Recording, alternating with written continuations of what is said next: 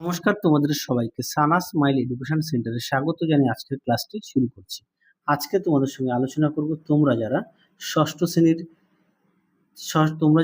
শ্রেণীর তৃতীয় পর্যায়ক্রমিক মূল্যায়ন পরীক্ষা দেবে তোমাদের জন্য রায় ও মার্টিন প্রশ্ন বিচিত্রা থেকে আজকে সমাধান করব ষষ্ঠ শ্রেণীর ভূগোল বিষয়ে মডেল নাম্বার 4 অর্থাৎ 4 নম্বর স্কুলের যে সমস্ত ছোট ও বড় প্রশ্নগুলি আছে তার সমস্ত প্রশ্নের উত্তরের সমাধান করে দেখাবো। চলো দেরি না করে মূল বিষয়ে যাওয়া যাক।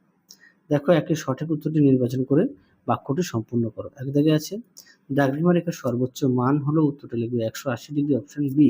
দুই দেখো পৃথিবীকে উত্তর ও দক্ষিণ দুটি সমান গোলার্ধে ভাগ করেছে নিরক্ষ রেখা, অপশন সি। তিনে দেখো পৃথিবীর আলোকিত ও অন্ধকার অংশের মাঝের সীমারেখাকে বলা হয় ছায়া বৃত্ত, অপশন সি। পরবর্তী দেখো কি আছে, 4 পৃথিবীর পরিধি প্রায় 40,000 কিমি, অপশন এ। 5 দেখো বায়ুর আর্দ্রতা মাপক যন্ত্রের নাম, উত্তরটা লিখবে হাইগ্রোমিটার, অপশন সি। 6 দেখো বায়ু দূষণের অন্যতম কারণ হলো, উত্তরটা লিখবে শিল্প, অপশন বি। 7 দেখো তুমি দীঘা বেড়াতে গেলে সেখানকার জলবায়ু হবে, উত্তরটা লিখবে সমভাবাপন্ন, অপশন সি। তারপরে দেখো 8 দাগের প্রশ্ন উত্তরটা হবে 2011 সাল, অপশন বি। 9 দাগের প্রশ্ন উত্তরটা হবে সিডনি, অপশন সি। পরে দেখো 10 দাগ সাধারণ কথাবার্তার শব্দের তীব্রতা হয় 40 ডেসিবেল, অপশন বি।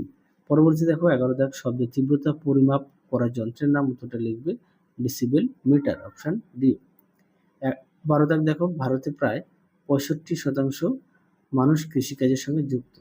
13 দাগ দেখো ভারতের কৃষিকাজ অনেকাংশই মৌসুমী বৃষ্টিপাত, অপশন এ। 14 দাগ দেখো প্রশ্ন উত্তরটা হবে মেঘালয় রাজ্যের সাঁওতাল সম্প্রদায়ে দেখা যায়, অপশন ডি। 15 দাগ দেখো মহাবীর জয়ন্তী, উত্তরটা লিখবে জৈন, অপশন বি। 16 দাগ দেখো জনসংখ্যা মানচিত্র, উত্তরটা লিখবে বিষয়ভিত্তিক, অপশন সি। পরবর্তী প্রশ্ন দেখো 17 দাগ পৃথিবীর প্রাচীনতম মানচিত্রটা আবিষ্কৃত হয়েছে, উত্তরটা লিখবে ব্যাবিলন, অপশন বি। 18 দাগ দেখো মানচিত্রে কৃষি জমিতে বোঝাতে, উত্তরটা লিখবে সবুজ, অপশন বি ব্যবহার করা হয়। পরবর্তী দেখো কি আছে, শূন্যস্থান পূরণ 1 আছে 82 ডিগ্রি 30 মিনিট পূর্ব দ্রাঘিমার স্থানীয় সময় হলো ভারতের প্রমাণ সময়। 2 দাগের প্রশ্নের উত্তরটা হবে গোধূলি, 3 উত্তরটা হবে ঘনীভবন। পরটা দেখো বাম দিকের সঙ্গে ডান দিকের স্তম্ভ মেলাও। দেখো কি আছে, 1 দাগের উত্তরটা হবে সি, 2 হবে এ, 3 হবে বি। পরবর্তী দেখো কি আছে, শুদ্ধ অশুদ্ধ। 1 দাগেরটা হবে অশুদ্ধ, 2 হবে অশুদ্ধ, 3 হবে শুদ্ধ। পরবর্তী প্রশ্ন দেখো কি আছে, 5 দাগের নিম্নলিখিত প্রশ্নগুলি একটি মাত্র বাক্যে উত্তর দাও। 1 আছে ভারতের দ্বিতীয় বৃহত্তম আদিবাসী গোষ্ঠীর নাম, উত্তরটা লিখবে ভিল। 2 দেখো কয়াল দেখা যায় ভারতের কোন উপকূলে, উত্তরটা লিখবে মালাবার উপকূলে। 3 দেখো লেহ শহর কোন নদীর তীরে অবস্থিত, উত্তরটা লিখবে সিন্ধু নদীর তীরে। পরবর্তী দেখো কি আছে, 6 নিম্নলিখিত প্রশ্নগুলি সংক্ষিপ্ত উত্তর দাও। প্রশ্ন মান 2। 1 আছে টুডু উপজাতি ভারতের কোন রাজ্যে বসবাস করে, এদের প্রধান জীবিকা কি, উত্তরটি দেখো। দেখো টুডা উপজাতি তারা কোথায়, নীলগিরি পাহাড়ে। ভাষা কি টুডা বা তামিল, আর পশুপালন প্রধান জীবিকা। আশা করি এই ছকটা দেখে নিয়েছে। পরবর্তী দেখো কি আছে, 2 তোমাদের বাড়ির আশেপাশে শব্দ দূষণের 2টি উৎসের নাম লেখো, উত্তরটি দেখো। দেখো বাড়ির আশেপাশে মানে গ্রামের শব্দ দূষণের উৎসটা দিলে হবে, তোমরা এখান থেকে পড়ে নিয়ে লিখবে, 2 কি 3টে দেবে। পরবর্তী দেখো কি আছে, যদিও 2টি চেয়েছে তোমরা একটি বেশি লিখবে। তারপরে দেখো ভারতকে নদীমাতৃক দেশ বলা হয় কেন, দেখো প্রশ্ন উত্তরটি।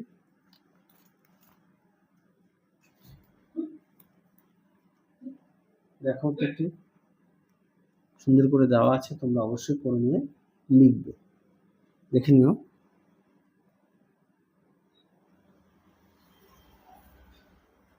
উত্তরটি আমি মুখে বললাম না।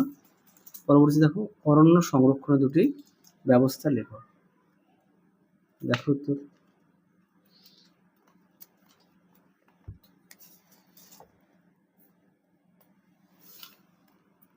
দেখো উত্তরটি তোমরা এখান থেকে লিখবে,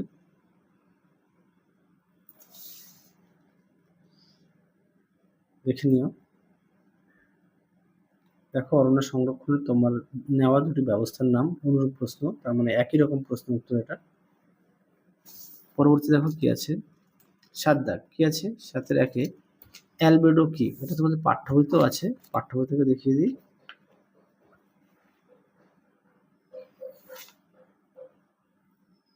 পাঠ্য বইতে তোমরা এটা পড়বে, এখান থেকে এই পর্যন্ত পড়বে। যদিও এটা উল্টো পাল্টা করে শব্দগুলো সাজানো আছে, তোমরা এটাই অ্যালবেডো হবে। দেখো অ্যালবেডো, পেজ নাম্বারটা দেখো 49। পরবর্তী দেখো কি আছে? 2-এর বায়ু দূষণের প্রতিকারের 3টি উপায় লেখো। এটাও পাঠ্য বইতে ছিল, তো সহায়িকা থেকে দেখিয়ে দিই।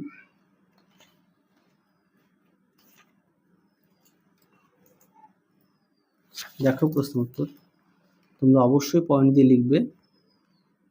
তোমাদের আগের ভিডিওতে সমস্ত বিষয়ের সাজেশন দেওয়া আছে, তোমরা যারা এখনো দেখোনি আমাদের প্লে লিস্টে গেলে সাজেশন পেয়ে যাবে। পরবর্তী দেখো কি আছে? হিমালয় পার্বত্য অঞ্চলে মানুষের বসবাস কম কেন? দেখো পাঠ্য বইতে পেয়ে যাবে এটা।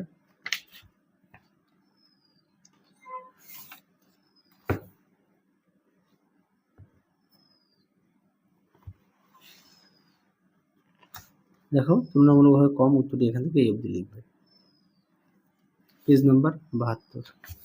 পরবর্তী দেখো মাটির 3টি ব্যবহার লেখো। দেখো প্রশ্ন উত্তর,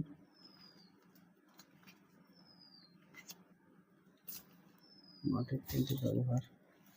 দেখো মাটির ব্যবহার সুন্দর করে পয়েন্ট দিয়ে দেওয়া আছে, তোমরা অবশ্যই পয়েন্ট দিয়ে লিখবে পড়ে।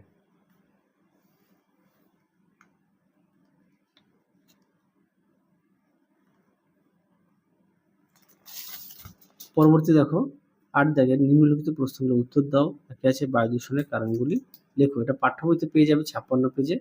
পরে দেখো শব্দ দূষণ নিয়ন্ত্রণের উপায়গুলি, এটাও পাঠ্য বইতে সুন্দর করে দেওয়া আছে 64 পেজে, দেখে নিও যেহেতু পাঠ্য বই প্রত্যেকের কাছে আছে। পরবর্তী দেখো গম চাষের অনুকূল পরিবেশ, এই প্রশ্নটা আগের সেটে দেওয়া আছে, হ্যাঁ পাঠ্য বইতে 95 পেজে পেয়ে যাবে, আগের সেটে দেখানো আছে। পরে দেখো 4 দাগ, 4 দাগের প্রশ্নটা দেখো, উত্তরটা তোমরাও এটাও পাঠ্য বইয়ে 52 পেজে পেয়ে যাবে। যেহেতু পাঠ্য বই প্রত্যেকের কাছে আছে, তারপরেও তোমাদের যদি কোনো রকম সমস্যা হয় অবশ্যই আমাকে জানিও। তাহলে চলো আজকের মতো এখানেই সমাপ্ত করছি, আবার দেখা হবে তোমাদের পরবর্তী ভিডিওতে। তোমরা সবাই সুস্থ থেকো, ভালো থেকো। আজকের মতো টাটা। যাওয়ার আগে আরও একটা গুরুত্বপূর্ণ কথা বলি, তোমাদের আগের ভিডিওতে সমস্ত বিষয়ের সাজেশন দেওয়া আছে, তোমরা সেই সাজেশনটি অবশ্যই ফলো করো, আর সমস্ত বিষয়ে পাঠ্য বই খুঁটিয়ে পড়বে, ঠিক আছে?